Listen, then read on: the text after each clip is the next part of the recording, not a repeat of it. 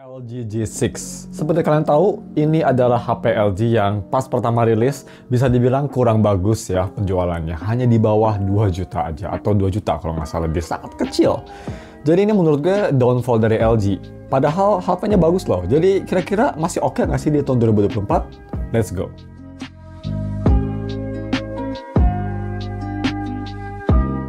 Halo guys, nama gue Gustavo dari SnapTech. Mari kita langsung aja review si LG G6 Plus di episode filler ini. Apakah HP ini oke nggak sih di tahun 2024? Karena sekarang harganya udah dirt cheap banget, dan karena dia udah super HP quad deck, ini bisa jadi MP3 atau HP cadangan yang lumayan bagus. Karena di beberapa aspek sih masih usable menurut gue. So, yang pertama kita langsung aja masuk harga dan speknya. Harga sendiri, kalau misalnya kalian bisa dapat, ini unit lumayan langka, tapi gue lumayan hoki dapat unit yang original semua, ex Korea, dan di harga 800.000. Kelemahannya hanya dari layarnya aja, udah ada sedikit white spot. Sisanya masih oke banget, dan masih mulus banget juga unitnya. Jadi mungkin gue gak bakal taruh link pembelian karena susah ya nyarinya. Dan untuk spek sendiri, dia pakai Snapdragon 821, layar 5,7 IPS 60Hz, udah HiFi quad deck, 32-bit audio, dan baterai 3300 mAh baterai. Oke, gimana untuk desain dan displaynya di tahun 2024 atau 2025 ini? Desain belakang sendiri sih pertama rilis ya, gue inget banget desain belakang tuh kelihatan aneh banget, terutama dari kameranya itu kayak robot lagi gitu mulutnya. Tapi setelah zaman-zaman sekarang yang HP-nya lebih aneh lagi, lebih jelek lagi, cukup oke sih desain kayak gini. Dan gue sekarang bener-bener appreciate banget sama LG yang kameranya tuh flash banget sama bodinya, jadi kelihatan sleek banget. Gue suka sih desain simple, elegant, sleek kayak gini. Dan untuk layar depan juga ini masih di zaman-zaman 18:9 dengan bezel atas bawah besar, jadi bisa kita lihat bezel atas bawah masih cukup besar di tahun 2024, di tahun modern sekarang. Tapi ya ada, menurut gue sih ada khasnya tersendiri ya desain kayak gini. Terus untuk layarnya bagaimana? Dia pakai IPS LCD, tapi gue bisa bilang IPS LCD-nya ini ya sekelas Apple, sangat bagus.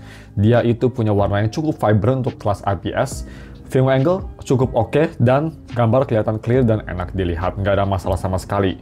Cuma memang untuk visibilitas di bawah sinar matahari yang pastinya nggak bagus ya, karena ini HP zaman dulu ditambah IPS, jadi di keadaan itu di birol gue lagi hujan sekalipun layarnya gelap. Ya wajar lah menurut gue. Terus untuk si typingnya bagaimana, nggak ada masalah, nggak ada touch delay, masih kelas responsif, oke banget sih. Dan gue mau bahas, menurut gue ini salah satu aspek paling mantap dari HP ini. Even HP zaman sekarang pun nggak bisa ngebeat HP ini, even flagship sekalipun, audionya. Speaker, ya kita lewat aja. Speaker di HP ini menurut gue not the best. Nanti kita bakal tes juga ini kayak speaker HP 2 jutaan ya, cuma single speaker, dan dia suaranya agak mendelep. Tapi untuk kualitas headphone jack-nya di atas ini udah super HiFi quad deck. Wow, absolutely amazing ya. Dia ngebuat suaranya tuh jadi lebih bagus, layernya lebih baik, separasinya lebih bagus, dan penempatannya juga jadi lebih bersih. Overall suara jadi lebih bersih. HiFi quad deck tuh gue suka banget. Gue tes pakai IEM SIMGOLD EA500LM, suaranya jadi balance, clean, bersih, dan juga jadi bisa ngejar, jadi powerful gitu. Dan juga ini volume stepnya banyak banget, jadi gue bisa jamin kalau kalian punya headphone yang lebih berat, bisalah di drag di sini. Ini makanya gue tadi bilang di video ini, cocok banget mungkin buat untuk DAB ya, atau MP3 player, karena headphone jack-nya ini sangat powerful banget, dan kalian lebih gampang nge-browse musik kalian, karena kan ini Android, jadi bisa install YouTube Music, Apple Music, atau Spotify. Jadi untuk lebih detailnya speaker testnya ya, tadi di awal bilang, ini dia speaker testnya. Kalian bisa lihat sendiri gimana kualitasnya pakai headphone, gue sih lebih rekomen. Check it out. Oke.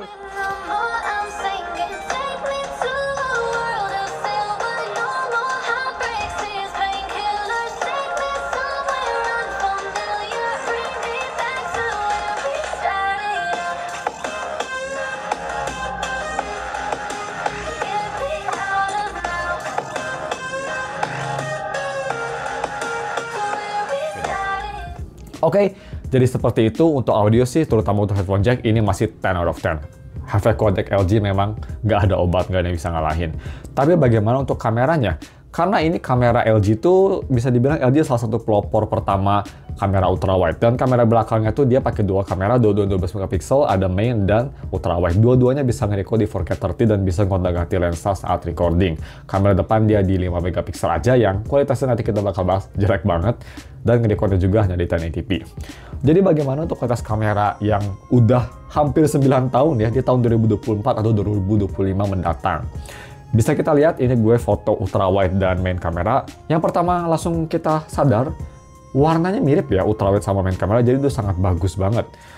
Tapi memang untuk ultrawide, khas HP zaman dulu memang lacking ya, ultrawide-nya biasa aja. Detailnya sih cukup oke, gambar juga cukup lumayan bersih, tapi kalau misalnya mau dibanding sama HP zaman sekarang sih, ini kayak kualitas harga HP 2-3 jutaan ya. Masih oke lah menurut gue lah, masih oke. Kalau pencahayaannya cukup, masih cukup oke lah. Dan untuk selfie, ya ini sih kayak selfie di zaman itu ya, zaman-zaman perang dunia. Detailnya pastinya almost non-existent karena cuma 5 megapiksel, tapi benar-benar smooth banget fotonya tuh. Filternya juga kayaknya ada, nggak tahu dari filter, nggak tahu dari si kameranya 5 megapiksel kecil, tapi bisa kita lihat nih fotonya. Ya, gitulah ya, biasa aja.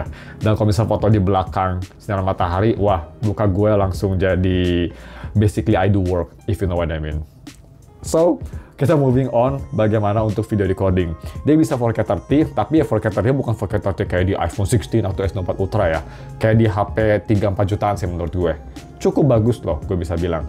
Ya, ini dia sampelnya, kalian bisa judge sendiri aja. Check it out. Oke, jadi dia video recording pakai resolusi 4K 30 fps seperti ini. Cukup bagus lah ya, cuma dynamic range-nya memang agak ngejar gitu kelihatan. Yap. Dan stabilisasi juga surprisingly oke. Ya ini ngingetin gue sama HP 2-3 jutaan zaman sekarang mungkin ya. Kita lihat jalan nih. Kayak gitu. Dan mari kita langsung aja moving on ke selanjutnya. Dan untuk gaming, kita skip aja karena 821 untuk gaming sih gue nggak rekomen. Karena ini gue pakai untuk multitasking aja, HP-nya udah panas ya. Jadi itu HP memang cepet panas. Jadi untuk gaming sih 821 gue nggak rekomen. Tapi kalau misal buat main game yang enteng banget, bukan bandori, yang enteng banget gitu ya, light game, itu sih masih oke. So, kita langsung moving on aja ya, langsung bagaimana UI experience-nya. Jadi gue bisa bilang gue lumayan hoki, tapi nggak hoki juga, tapi sih gue lebih merasa hoki ya. Karena gue dapet varian yang Korea, dan ini tuh kalau mau update Android harus ke LG Koreanya. Jadi security patch ini udah yang terakhir.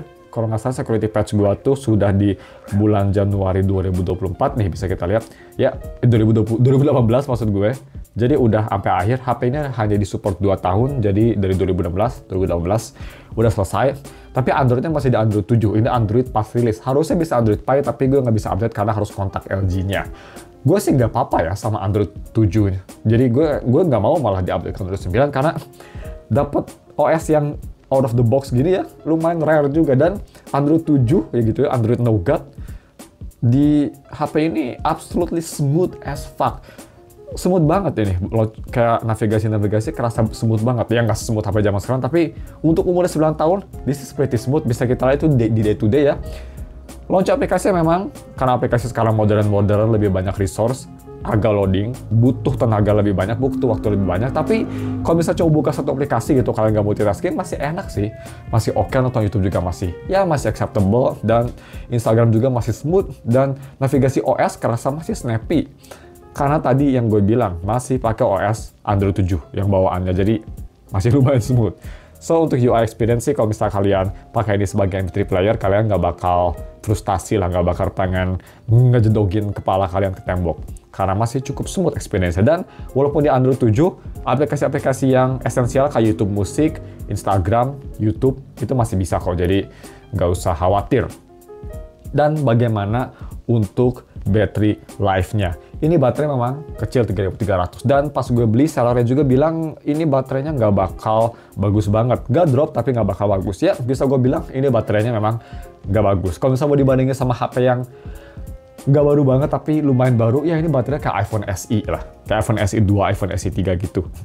Masih cukup oke, tapi kalau misalnya kalian hanya pakai ini untuk MP3 player sih nggak ada masalah, menurut gue baterainya no problem. Tapi kalau misalnya untuk main phone ini harus ngecas 2 kali atau 3 kali sehari. Untuk secondary phone ini standby-nya cukup oke, jadi bisa lah untuk sehari standby atau 2 hari even untuk HP emergency. Tapi kalau kalian mau pakai HP ini untuk emergency, mending dimatiin aja deh HP-nya daripada dinyalain terus. Oh ya, gue tadi lupa bilang juga untuk SIM sendiri, karena dia itu rilisnya sebelum email blokir di tahun 2020, jadi untuk email sendiri dia udah di whitelist, jadi SIM semua nggak ada masalah. Cuma kalau misalnya kalian masang SIM-nya pas lagi nyala, itu nggak bakal kedetek, harus di-refresh dulu HP-nya baru kedetek. Kayak HP-HP zaman dulu, ya karena ini kan HP zaman dulu ya. Ya untuk baterai sih menurut gue, karena gue juga nggak rekomen pakai HP untuk HP utama, masih oke, masih cukup sehat untuk umurnya yang hampir 9 tahun. Damn. So, next kita bakal bahas kelemahannya sebelum kita tutup videonya. Kelemahan HP ini pastinya pertama nggak bisa dipakai untuk HP utama. Of course, gue review ini mungkin hanya untuk orang niche aja yang nyari HP khusus untuk digital player, atau pakai HP ini untuk HP emergency bisa lah. Untuk foto-foto, foto belakang masih oke, tapi untuk kamera depan, wow, gue nggak rekomen. Kelemahan sih nggak banyak, karena ini lebih ke kita ke nostalgia, dan untuk pemakaian zaman sekarang hanya terlimitasi banget ya, hanya untuk MP3 atau untuk HP emergency itu aja sih. Jadi untuk konklusinya seperti itu. Ini menurut gue HP cocok buat kalian yang lagi nyari HP di bawah 1 juta, nggak pengen ngabisin duit kalian, tapi kalian pengen punya HP atau lagi nyari MP3 player yang audionya absolutely amazing untuk headphone kalian. Ini sih bagus banget. Kalau misalnya kalian bisa nyarinya, karena ini lumayan langka sekarang. LG G6 tuh langka banget.